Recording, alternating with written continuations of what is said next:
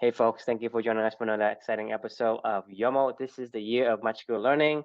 We are on a very exciting part. This is one of our top 5 books. This is the Happiness Hypothesis book, but this is the third installment of 5. So this is part 3 of 5, Reflection 222.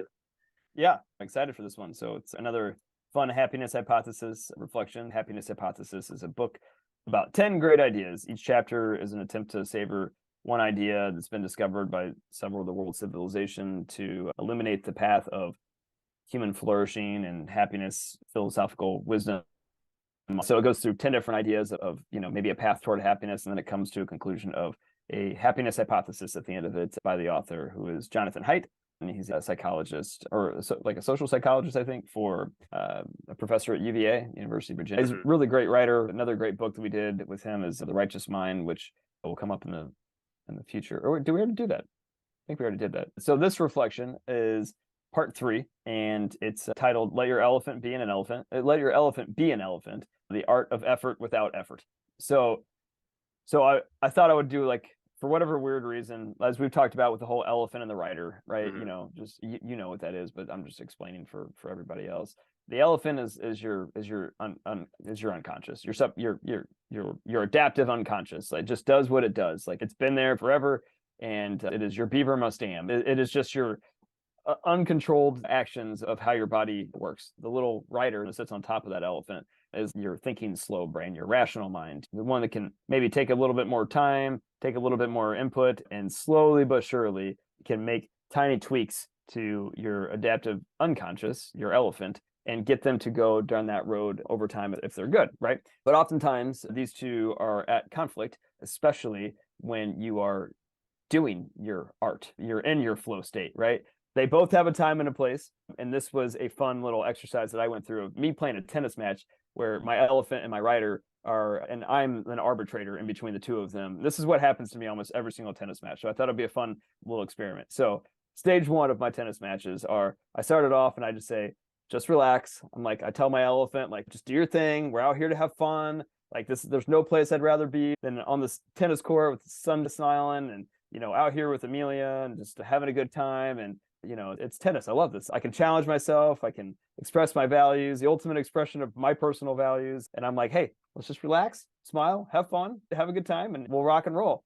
So I started out like that, usually almost every match. I let my elephant just kind of be free a little bit and do its thing. And then every single time I hit stage 2, where I get maybe like 3 or 4 games into it, and all of a sudden my little rider pops up and he's like, are you going to do something? What are you doing, man? But it's about this time in the match when, the rider wakes up and, it's when I get pushed to some way, shape, or form, whether it's the score, a tight situation, the sun's in my eyes, the shadows are playing games with me on the court or whatever, or the wind's blowing or whatever. I get a bad line call from my opponent. Like, it doesn't matter. At some point in time, my game plan that I started off with of, like, just relax, elephant, like, let your elephant be your elephant. I tell my rider, take the day off, like, it doesn't matter. It always happens like about, I don't know, a handful of games into the match where it's like, we can't just sit around doing nothing, man. Like, get in the game, and I'm like yelling at my elephant, like, let's go hard, let's push, let's focus, let's get in it, Well, I try a little harder, and inevitably I start going a little harder. And then the errors start mounting more and more. I keep telling my elephant, go harder, push harder, swing harder, run faster, be more focused, and then after each point, my rider's yelling at my elephant, and I'm just sitting back here going, come on, guys, like, what the fuck? We're not even having any fun. Like, I'm frustrated, the rider's frustrated, my elephant's frustrated, and this is about this time of every match.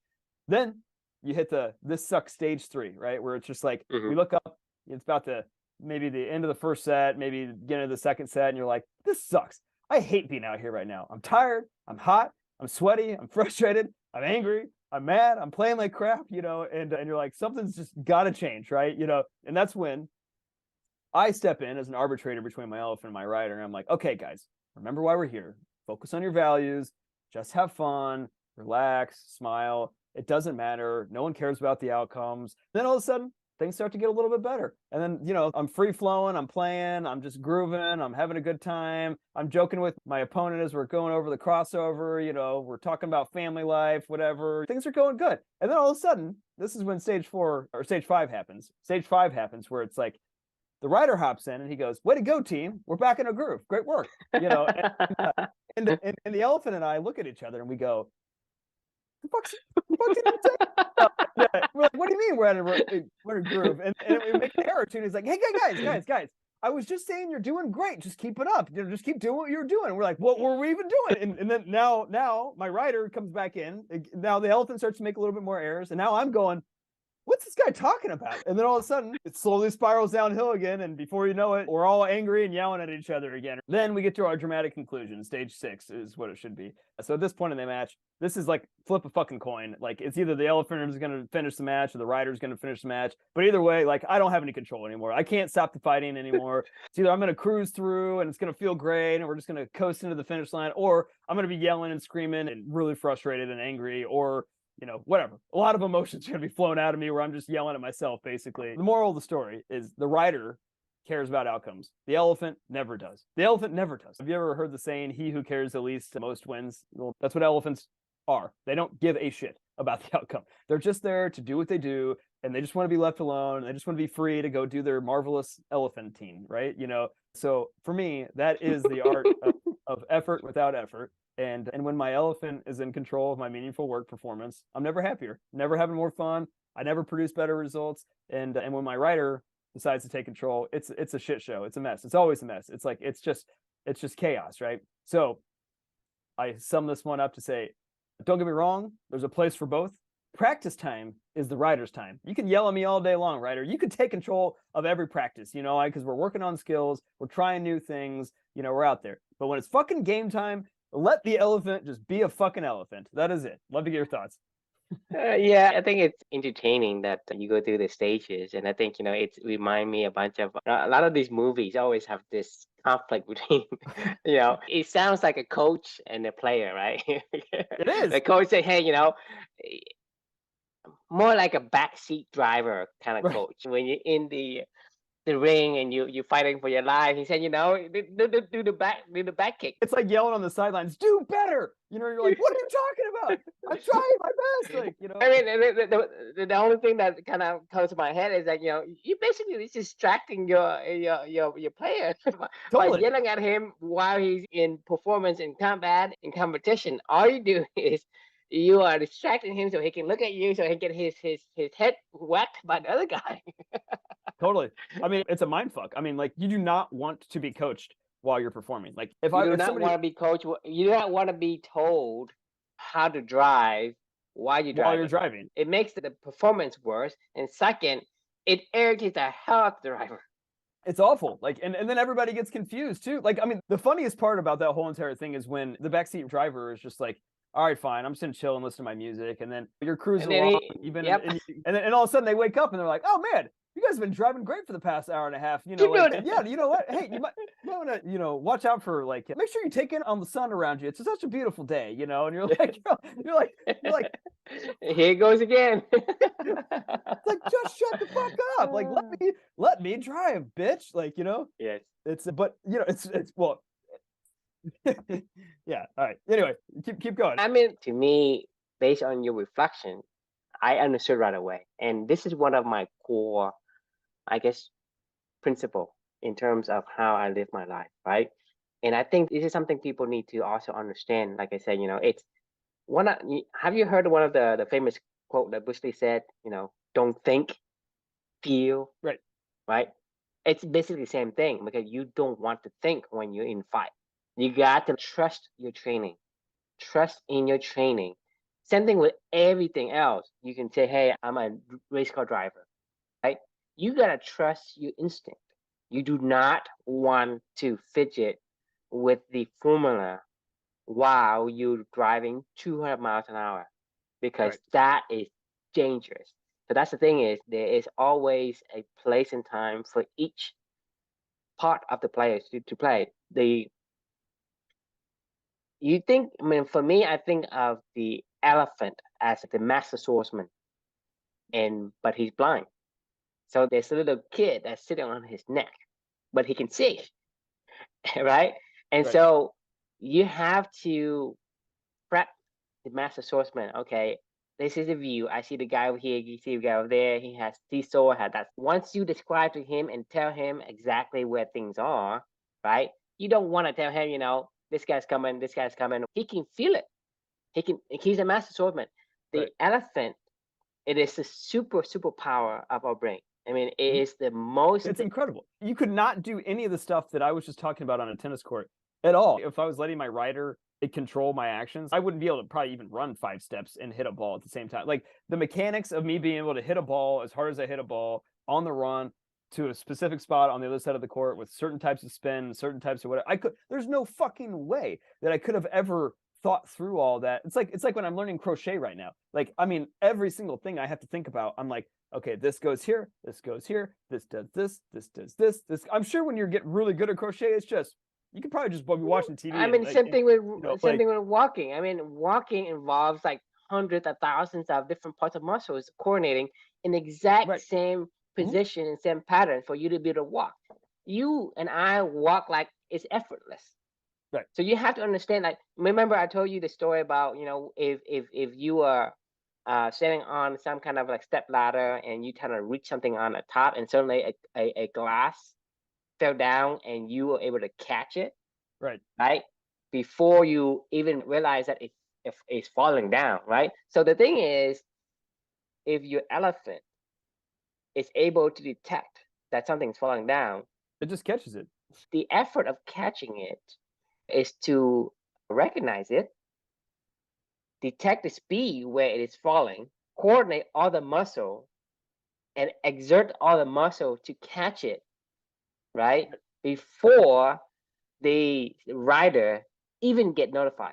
Right. Exactly. So that's how good the elephant is. That's how good our subconscious is. Right. Right. And so that's what I'm saying is, because it is so good, you should not be the one doing the performance, because there's certain things that you have that it don't have. For example, like I say, it does not see.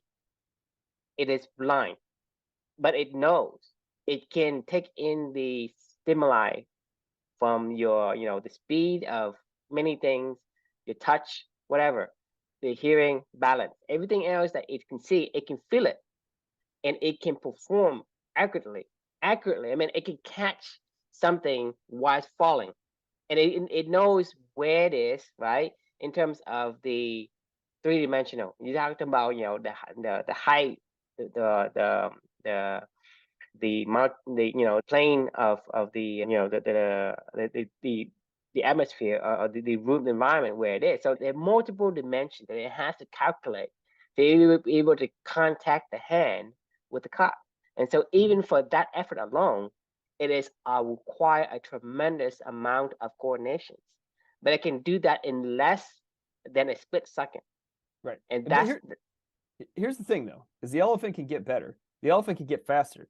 Like I just finished this book today. It's called Blink by Malcolm Gladwell. Have you ever heard of that book before? Not yet. So this is actually a reflection for my reflection to come tomorrow, because I've already been thinking about this all day long. That book's all about your elephant. The initial 2 seconds, it's called Blink for a reason, right? Because it's about the power of thinking without thinking, right? It's basically a book about your elephant and the power of the elephant and how we can just magically understand certain things. And actually, he was talking about a couple things in this book that I want to share, because it's very on par with this particular reflection in general. One is this tennis savant. He's like a tennis coach / former tennis player.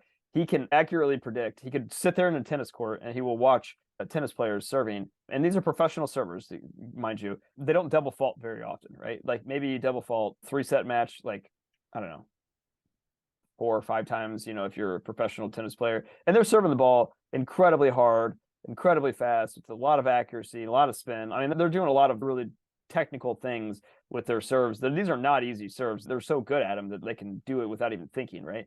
This guy, this coach, he's able to sit in the stands, and he literally can accurately predict every single time somebody's going to double fault while he's live. He's like, he'll watch them and he'll just go, oh, they're going to double fault right now. Like he can see and sense and feel like certain things. And 14 out of 15 times they tracked him one time. Like he got 14 out of 15 double faults that happened in that particular match for both players. He's like, I don't know how I do it. And then it got into they went into a long discussion around how he thinks that he ultimately did it. But they also started then talking about actually Andre Agassi in this particular thing.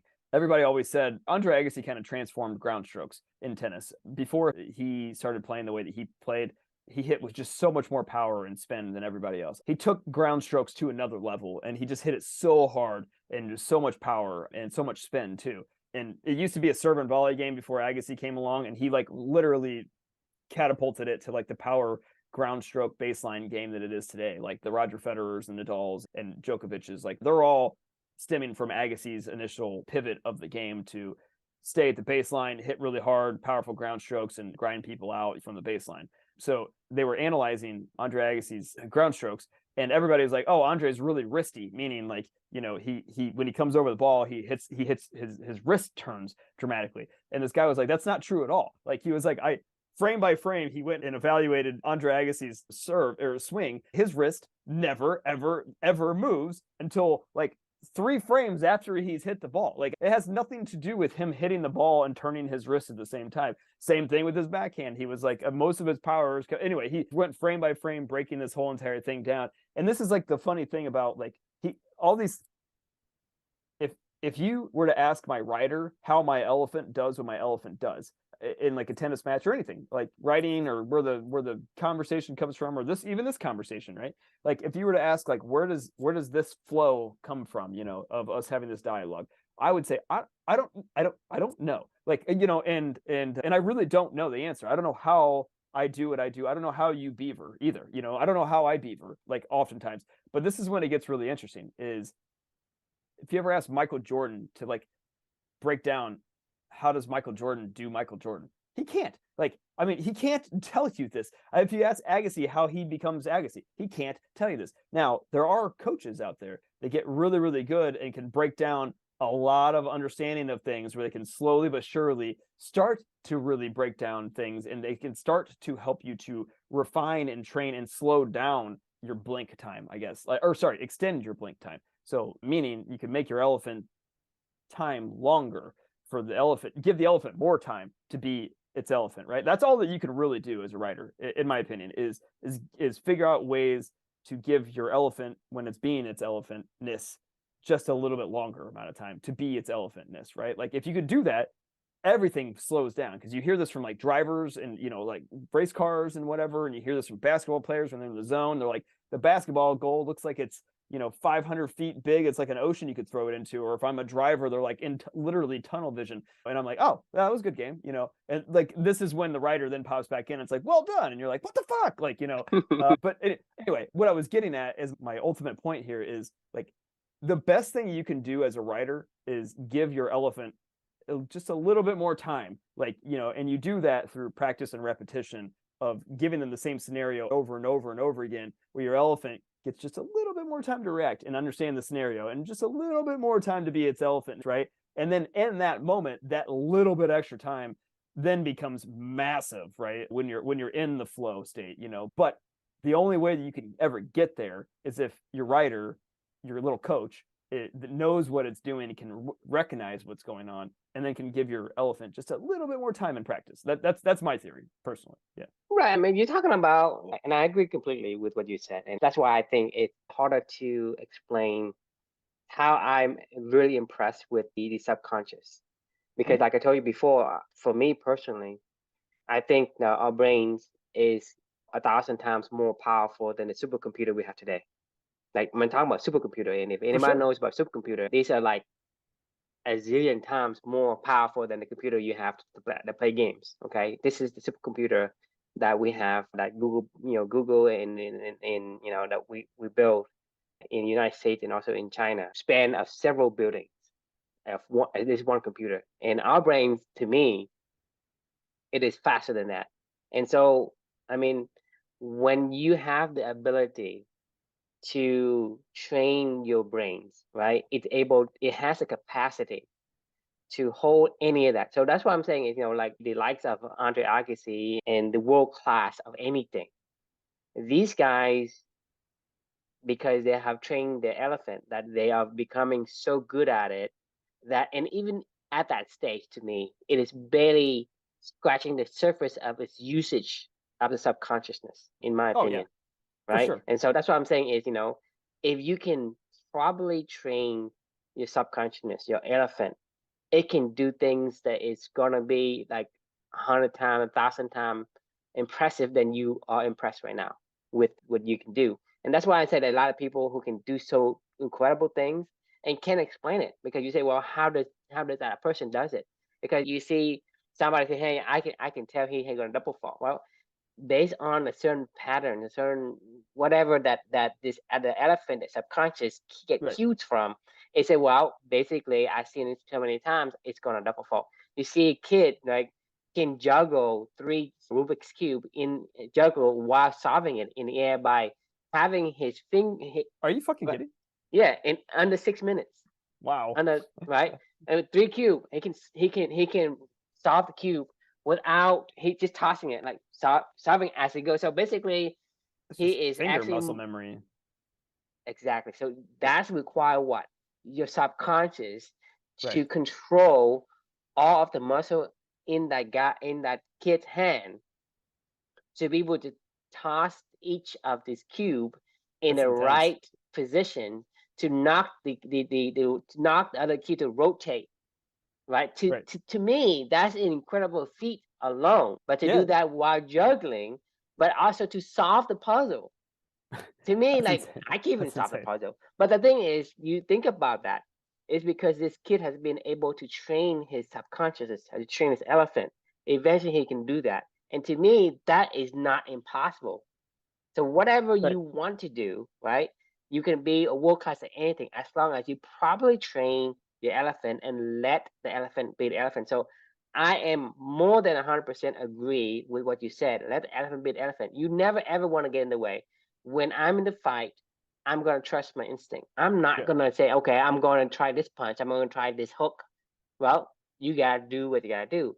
If you get beat up, so you gotta. That's why I think it is very key for any young audience out there. If you want to be artful and masterful at anything, train your elephant and let it be an elephant when it's in action. When it's Never performing. ever Right. be, Right. never ever trying to pull the rein while he's doing his thing. You look like I said, you look at the race car drivers. If you think about, but this guy basically they can drive and they're driving 200 miles an hour, and to them it's normal speed. It's normal. It's Right. not fast at all, Right. and they can weave through all of the cars in front of them, behind them with ease. We can't do it because when the moment you jerk something, your car basically flip because of how fast you're going. You know Right. what I mean? But these guys are able to control the car Yeah, it's unreal. easily. And you think about it, that requires training. And if you think you can pull the rein while you're driving 200 miles an hour, what do you think is going to happen to you and to the car? It's going to have a disaster, outcome. So that's why Right. I'm saying is, we have that ability. Our subconscious has that ability. You say, well, people can say, well, what about like I mean, we don't even have to go to that extreme, but I'm just giving you, some evidence that these things do exist, and we just need to understand that our subconscious, it has so much capacity that is being unused. And Right. so we're talking about like listening to audible books, right? We can say, well, I can listen to 1x. Yeah. What Right. happened Yeah. if you increase to 2x? When you increase 2x, right? 1x, Yeah. right? Once you get used to a 2x speed. When you listen to 1x, everything is slow to you. I mean, so Right. basically your subconscious is able to balance or equilibrium out its pace. Whatever the pace you set it, so whatever is normal to it becomes slow. Just Right. so that's the thing is you can be basically a master at any art that you want if you let your conscious be trained properly when it is time for it to train, and you let it perform the action when it's performing an action. To me, this is the best combination of any writer and elephant that I see. And like I said, I'm super interested in how the subconscious works for many years. And this book basically is it kind of like illustrate the things that I wasn't able to express before because I didn't have the psychology and the word that Jonathan Haidt has. So basically, he said exactly what I had in mind. You should read this, by the way. It was literally about exactly what you were just talking about. It was good. Malcolm Gladwell is such a good writer. I read this book in 2 days. The only reason I started that book is I just finished Talking to Strangers on Thursday and Friday. I finished that one in 2 days, and I was like, Malcolm Gladwell is so good. I'll do another one. He just does such a good job of telling a story. I couldn't agree with you more. But the thing is, I want to emphasize the importance of understanding this because this is going to give you a huge advantage right now. Well, true. What I'm thinking about is how blah blah blah would do blah blah blah. Like I actually just lost my own train of thought. I've gotten really good at, going fast. And when I talk fast, like the ideas come fast. Like, it's like things just pull in from all over the place, when I'm talking to you, and it comes to me as I'm talking. If I'm thinking about go slow in my speech, I'm not thinking of I'm like blocking my own brain, Right. I can't do it. Like I talk my elephant goes fast, and I talk fast and I think fast. Whenever I have to give a presentation and people are like slow down, it is a disaster because like this is why I hate giving presentations with a slide deck because it makes me go so much slower. If you just said talk through it and have a conversation with somebody, I would destroy sales presentations with people. I oftentimes am like, I don't even want this deck. I don't want to hear. I don't want it anywhere near me because like I can't flow when I'm being artificially stopped by a slide deck, because I can't. The associations just don't come to me as fast. My recognition of what's going on and what I'm saying in the moment doesn't happen as fast. The recognition around the goal of the conversation and going, oh yeah, remember, Chris, like what were we here to even talk about anyway, and tie this back to this, like I just can't do it when I'm fucking trying to stare. You're just sticking with your elephant.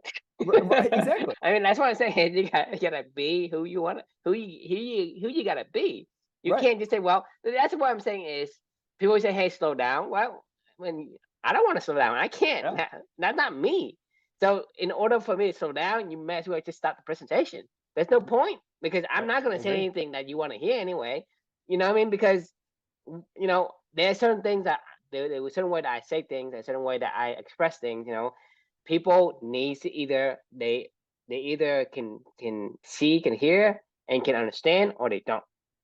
I mean, if I'm speaking Beaver can understand, but ants can't. So I mean, I'm not going to figure out how to speak ants. Who cares? I don't care. That's why I'm saying a lot of people who say to slow down, I say I don't give a fuck. I'm gonna say the way I said. You want to ask a question, you can ask later, and I'll explain to you again and again. That's fine, but I'm not going to slow down because you can't get it. You can't get it. It's not my fault. You lack the foundation of understanding this idea, this concept, right? That missing information, it is up to you to go back and say, hey, I'm missing this piece. Can you give me this piece? Exactly. Right? I'm more than happy to give you that piece that you're missing, but I'm not going to say, well, I'm going to give you everything, right? I'm going to give you the basic of the basic. I mean, I'm going to bore the other people to death. Why would I want to do that? And I can't stop just because, this is who I am used to. It is how I used to speak. And now you tell me to speak in a different way that I'm not used to. I'm not letting my elephant be my elephant. I mean, to me, in any occasion, it's become a disaster. And even if it's not a disaster, it's a level down from what it should be, right? Regardless of how good you're at, because if you're really good and if you're excellent, then you're gonna be down to good level. You're not gonna be excellent anymore, just because you're not doing what you're good at. And so that's the attack. Just thinking about slowing down. I'm trying to slow down my own inner listening of your words you're saying, and it's like making me go, what? I'm literally struggling to focus on. But when I just sit back and listen, I just listen, and it's like like you said, like an audiobook, it goes fast, and I can process it quickly. That's why I like audiobooks. I can process audio fast. Like, I mean, I like processing audio fast. My brain thinks an audio fast, and that's how it comes back out of myself. Like if you try to slow it down, it fucks me up. Like it really does fuck me up. Correct me if I'm wrong, but one of the reasons why I personally feel like whenever I'm engaging about something that I want to talk about, my energy levels are something that keeps people engaged in a conversation when I'm talking about something that I care about, when it's something that I really am passionate about, I guess. You can tell me if I'm wrong, but I think that's universal to everybody. I mean, if you're not excited about something, how can you get somebody to be, I mean, that's. But this is what I'm saying is I don't think about be excited, Chris. Like I just am excited. Like, I mean, I can pretend to be excited, but you can tell. Exactly. Correct me if I'm wrong, but you tell me. I'm asking you a question. Like, is my energy levels something that draws you in whenever I'm talking about a topic that I have a lot of energy? Absolutely. Okay. I mean, Right. you're the reason why the conversation is fun, because if I can talk to somebody who doesn't have the energy, then why do you want to talk to them? It's going to stop. I mean, right. So the thing is, when I want to talk to somebody, I want that person to talk to me naturally. I don't want them to regurgitate a prepared speech, because for whatever reason it disengaged me. I don't know about you, but it disengaged me. I'm listening. Yeah. I mean, I listen to all the speeches. Like I don't even listen to I have a dream speech. Okay, just Right. because that guy doesn't stop, he doesn't stutter, he doesn't go right. To me, it's fine. Express Right. yourself in the way you're supposed to express yourself. It looks natural. It is human being. That's the way we want it. We don't want to have like perfect sentences and have the right punctuation in the right places or whatever. To me, that isn't. It is too in a way predictable and in a pattern, because our brains are trained to detect the unpredictable of the patterns. Because when we stare at something so long, because you're gonna black out, because right. you need to have the differences. Break the cycle. So our brains is designed to detect differences, to detect the things that is anomaly. That's why you are really, really gonna heighten your emotions when you hear a rattle in the bush, because that's gonna. But you can look at the vast, the field before you. It's peaceful. You go to bed, right? You can just doze off. But when you have something rattle you, I mean, you're going to wake up and you have so much energy, just because we are designed for that. That's what I'm saying is you cannot have these patterns of perfect pitch, perfect, sentences or whatever without stopping with the right intonations and whatnot. It just isn't fun. Make some mistakes in pronouncing it, mispronouncing it, and then, oh yeah, I noticed that. I noticed he stuttered at this place, right? But as long as you can understand, actually that little nuance in what I say makes it more interesting, more engaging, because I'm saying something that is out of the order.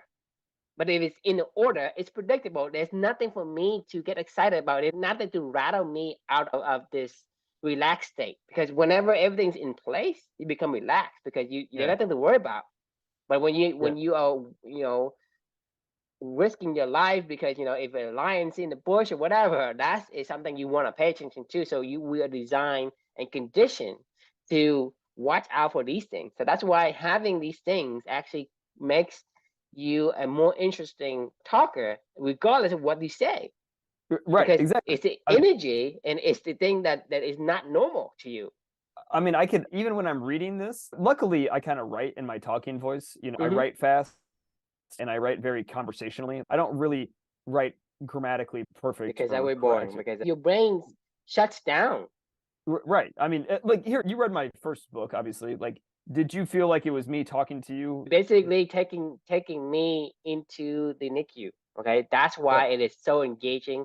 And you describe every single thing that's there, right? And so you basically take somebody in and tell a story. You're telling a story of things there, and you paint a picture versus telling me the facts, right? The facts are stuff I don't really care about, right? It's not that I don't want to care. It's just that my brain doesn't care. Right. Even if I want to, it is not going to listen to me. It's going to say, well, there's nothing new here. There's nothing out of order here. There's nothing worth paying attention to. Agreed. And that's because we're talking about elephants, right? Like, I mean, there's certainly things that I do awful, like awful. My elephant is not the best active listener. Like, it's an awful active listener. It's all about training. But I don't want it. That's like backhand, right? I want to paint pictures and I want to storytell and I want to help you to understand something, you know. That's what I love to do. That's what my elephant loves to do, you know. So it's one of those things where, like, as we're having this conversation right now, like it would be awful. I mean, hell, I fucking did that. And then, you know, you remember you were trying recording it? Yeah, it was awful. I was like, I sounded like a robot. I was like, every time I play a tennis match, I begin the contest by telling myself, relax and just have fun. I say it over and over again, following I don't each think we can. game. I mean, it would have gone 222 episodes. It's impossible. Whereas what I just did, you know, when we were talking about this, I said, every time I start to play a tennis match, I start off and I'm like, just relax, have fun, chill out. Like, there's nowhere else you'd rather be. Like, it's a beautiful sunshiny day. You get to challenge yourself. You get to live your values, you know. Like, I mean, like, these are things that for me is effortless because I'm painting a picture and I'm explaining to you how I feel when I was writing these words. There's a big fucking difference, you know, and this is me just being able to be myself. If you asked me to read that, what I just said, it would not have been what I just said to you. It would not have come out that way. This is me being me. Like, when I can just be myself, talk it out, share with you the thoughts that I'm going through, because I can see it in my head, what happens in a match. I can feel it when I walk onto a court and I literally look at myself and I'm like, Chris, just relax, just have fun. Amelia's over there watching you in the corner. It's a sun. I mean, these are things that I literally say to myself. And the step 2, like, are you going to do something or not? This is literally what happens every match. I'm like, what the fuck are we doing here? Get your shit together. Like, let's go. Push hard. You can't just sit around and relax all day long. You're in a fucking tennis match. Go. And like, I mean, these are, I don't know. There's a huge difference between me saying this to you and me talking to you. The thing is, you put character into the words, okay? Because this is what a person do. You bring your character into your, you know, your behavior, you instinct. My hands are everywhere. You're talking and you enunciate things, you raise your voice in certain, you lower it in certain, and you know, you emphasize certain places. You bring Chris into the story, right? And so that's what makes it interesting. It isn't the story; it is the character that plays the story. I mean, it's exactly the same thing, but if somebody else says it, it's a different experience. 100%. If somebody else read it and say, "Well, I mean, someone else tell a story, regardless of if their own story or your story or whatever. Right. It's you and I will have a different experience. Right. When we talk to Snow, we have a different experience with him. Right. That's just why it's interesting. So nothing can replace the human connection. We are so wired to have the human connections, and especially when we get older, we value this human connection more. Right. That human connection is just that. I mean, it's just basically this person. It's not the story itself. It's like we can talk about nothing and have an enjoyable time because it's not about the story. It's about the person. It's about how he behaves and how he reacts. I mean, what he say, what I say, or the whole story itself. I mean, to me, this is the interesting part. And that's why I'm saying you got to be who you are. Don't let people tell you that, hey, you got to be this, you got to be that, because that's not you. You cannot perform well if you don't let your elephant. Basically, you're dicking with your elephant. Stop dicking with your elephant. Don't stop. Like, I mean, I've heard the saying my entire life, especially on athletics. They say it, as people say it all the time. It's like, stop thinking, don't think. And you're like, what are you talking about? Don't think. I can't not think when I'm, you know, like, it's like, don't think. Literally, this is going to sound stupid, but like when I talk, I don't think. I mean, I don't think at all. Like, I mean, it's just, the words that I'm saying flow out of, just flow. Like, I mean, I don't think, I swear to you, like, it is not, there's no active thought going on when I'm talking. It shouldn't, because if you do, it doesn't flow. When you're thinking, you basically thinking with elephant, you're basically stepping over yourself. You're stepping on your own toes. This is what you do when you think, right? So you either have an opinion or you don't, right? You don't understand or you don't. Your subconscious is doing all this processing. Because we have understanding, we have the ability to remember the different bumper stickers and the words that we you know, the phrases that we remember. Be with them, you know, system 1, system 2. These things just flows together. This is the paradigm we have, and the system 1 is doing its job. System 2 doesn't do any of these things, right? System 2 is basically delay, and then the thing is, system 2 may kind of give some hints into the story in a little bit, but only what system 2 told me to do was to read these reflections right before we go on and talk about it. You take system 2 controls the coordinate. Hey, take this input in and let the elephant marinate that and then start talking. Okay, what do I want to talk about today? And the elephants just start talking and say, hey, this is the value I want to think. And when, like I said, when I first opened up the this blog, the first thing I see is let the elephant be an elephant. I didn't think about it. I said, well, I I like know what we're this. talking about today. I Yeah, mean, this is the emotion you get. An instant say, hey, I like this. It's just really, it invoked this emotion. It's not like, okay, what does this say? Do I have anything in my arsenal or my toolbox that actually represents some of these? I don't do that because that's system one. But system two automatically, hey, for whatever reason, this feels like it calling to me. It feels like this is right along principle and the belief that I have. It just right away. I mean, I feel like energized and like very excited to talk about this piece because that's what I'm saying is it's an instinct. It's less than a second for me to have these emotions. It's a blink. I mean, Malcolm Gladwell says in the very beginning of this book, you probably chose this book before you even knew you were going to choose this book. You looked at the cover, you saw whatever, you saw my name, maybe you had some associations with things you've heard from me in the past. For me, Malcolm Gladwell has a very distinctive cover on every single cover. They all look similar, one solid color with like, some shapes and dots and whatever. And you have Blink, you have Tipping Point, you have David and Goliath. Like they all talking to strangers. They all kind of look similar when you see it, right? So as soon as I see it, I go, oh, it's a Malcolm Gladwell cover. Oh, it's Malcolm Gladwell. Oh, the power of thinking without thinking. That's a really good topic. And I know because immediately. Because you don't think, right. You feel.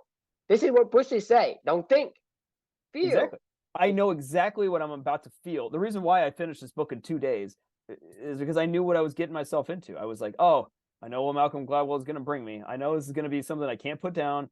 I'm going to be riveted by it. He's a masterful storyteller, weaving stories on top of stories. He's trained his subconscious to do just that, and that's know, why he's good. I mean, you look at Patrick Mahomes or all these great athletes, right? They don't think, and you say, well, he's able to improvise, really, really impressively. Well, he doesn't have to. He doesn't improvise. His subconscious just does it. I mean, right. How does he know there's somebody chasing him from behind without seeing it? Right? He does. He just feel it, and he runs out, and then he just makes a play based on the situation. And if he think about it, he gonna get sacked. Promise you. Something that I've seen so many times. People say, you have to kind of like prepare your mind when you're running. Let's say you're a receiver, right? You have to prepare your mind and anticipate this because whether the quarterback, let's say, your quarterback's in trouble, your instinct is to do something you train for. If you have to think, well, I got to go back, I got to go forward, there's no option. But if you do what you are trained to do, then you create opportunity for the quarterback to throw you the ball. Same thing with playing defense, right? You have to go with instinct because you have the training. Your training is going to be much, much faster. It is so much faster than you can. When you're catching a glass that's falling off on the top shelf, you're doing all sort of things, like hundreds of thousands of things before your rider even get the notification. Even before they're even in the room, like they're not even there. This is actually, it's funny you mentioned that because this is one of the reasons why I dislike Stoicism. And I disagree with Stoicism. They put so much emphasis on the rationality side of the equation. And I'm not saying that the writer is not an important part of the equation. It definitely has its places. But different part has to play their own position. It's like 5%. It's like 2%, maybe 1%. I don't even know if it's 1%. It's like maybe it's even a fraction of a percent. I mean, you're talking about like the subconscious doing 1,000 things before a writer is getting a notification. That is the skill. That I'm telling you, the subconscious, it is so powerful. People say it's not powerful because they don't understand how it works. But that's what I'm saying is you can be a master at anything because your capacity. It took me about a fucking month for me to figure out how to loop some fucking pieces of yarn together. Like, and the reason I'm bringing that up is like we can learn anything, sure, but like it's we can rational. I could have thought through how to crochet. Well, you probably just do this, then like you take some string and a little needle thing, and it should all be pretty easy. Actually, the reason why this even became my monthly challenge, because one of my employees, her name's Chelsea, when we had an onsite in New York at the Salesforce Tower. We were trying to do something that was giving back and to be a good company and kind of have a conscience and try to do some good while we're focused on corporate profits and things like that. So I approved her to go buy a bunch of yarn for everybody, and we were going to take the last 2 hours of our onsite that day to try to. She was going to teach us how to knit, and we were going to try to all knit a hat for hats for the homeless, right? And we were gonna try to walk out of that room with like 15 hats to go give to the homeless people that we all made ourselves, and we learned a new skill, and we did it together as a team, and yada yada yada, right? Well, no joke. I mean, nobody got even past like the chain thread in the 2 hours that we were in that room. And she promised us all. She goes, "Oh, I can teach you guys how to do this in 2 hours." And now that I get it a month later, I can see how she's like, "Yeah, I could probably teach somebody how to do that in 2 hours." You can't fucking teach somebody how to do crochet in 2 hours, like, and have them like be any level good at it. I don't care. Regardless, I think we underestimate how much effort it takes for the subconscious to control the ability for us to move the muscles in our Yes. fingers. There's only certain rules that you do, like you loop here, you start here and you loop there. And so you can describe it in like 5 steps. But to master the 5 step, it takes a tremendous amount of coordination. just to be able to do a little shit thing like I did, I mean, it's really mind blowing. But now that I know how to do it, I'm like, oh, I could do that now. What I just showed you in probably an hour. I mean, I could probably do what I just showed you in 2 hours, but like, pretty easily. I mean, and now I start to see where she's coming from, where she's like, oh yeah, we should probably be able to make a hat, or at least come pretty damn close to it in like 2 hours. You know how to crochet before, regardless of whatever you do, it's going to take time. If anybody knows how to do martial arts, right? The movement of martial arts are simple, but it takes you years of training for you to instinctively move your hands and feet and all that work in the instant that you're in a fight. Because in a fight, you can't think. Yeah. So you have to move. So it's basically secondhand. It's instinct. So you have to make your movement, your training become instinct for you to do that in the most crucial moment. This is what we call the clutch. In the clutch, right? And this is where you let your elephant do shine. Yeah, elephant. Like you can't. Yeah. Kobe Bryant, was all elephant. And like he would just. That's the Mamba mentality, right? I mean, that's what the competitive Buddha was about. It's like you work your ass off to be able to get to the point in time where when it comes to clutch time, like then all of a sudden, it's just automatic, and then it's right. Just... About like your last 2 seconds and you're down like by 1 point and you need to make a basket. Right. This is where the clutch player is able to rise and use elephant to make those, winning shot. Because if you have to think about it, well, you don't have enough time. Because 1 second, 2 seconds, it's very fast. It's everything. I mean, like Larry Bird used to famously go shoot 500 free throws before school, every single day. He continued on with impeccable training habits around his shooting activities his entire career. He's one of the best shooters of all time in the NBA history.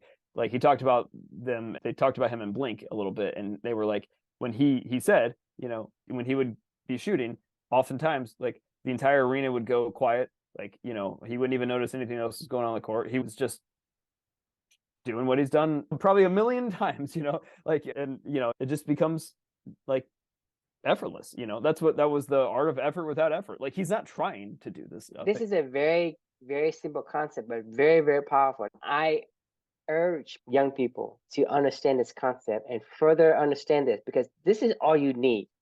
It's all you need. You got to be who you are. If I understand what I understand now, I would have been an NFL kicker. Because if I had the ability to kick the ball and I practice it to the point where I have an instinct to it, it's nothing. It's effortless. I can do like I'm walking. Mm-hmm. Same thing with anyone who ever is excel at anything in a sport, in writing.